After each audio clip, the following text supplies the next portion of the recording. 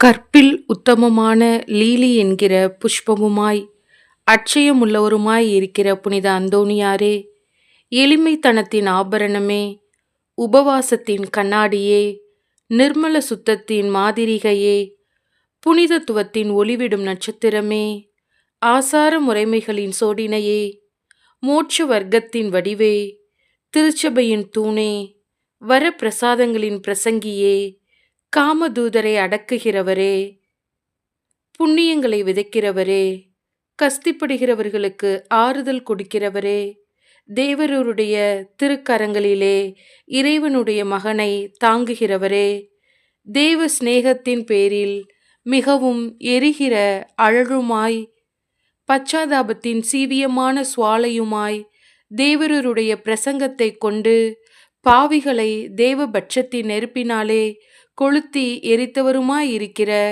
விருப்பமுள்ள வேத சாட்சியே, திவ்யமான தீர்க்க தரிசனரே, பாவிகளை திருத்துகிறவரே, நரகத்திற்கு பயங்கரத்தை விடுகிறவரே, எளிய பாவிகளாயிருக்கிற நாங்கள் உம்முடைய அடைக்கலத்திலும் மன்றாட்டிலும் இருக்க எங்களை கையேற்று நடப்பித்து கொள்ளும். பாவிகளான எங்களுக்கு மெய்யான உத்தம மனஸ்தாபமும் அதனால் கண்ணீரும் உண்டாக வரப்பிரசாதத்தையும் ஞானமுள்ள தியானத்தையும் இறைவன் எங்களுக்கு தந்தருளும்படிக்கு அவரை வேண்டிக் கொள்ளும்.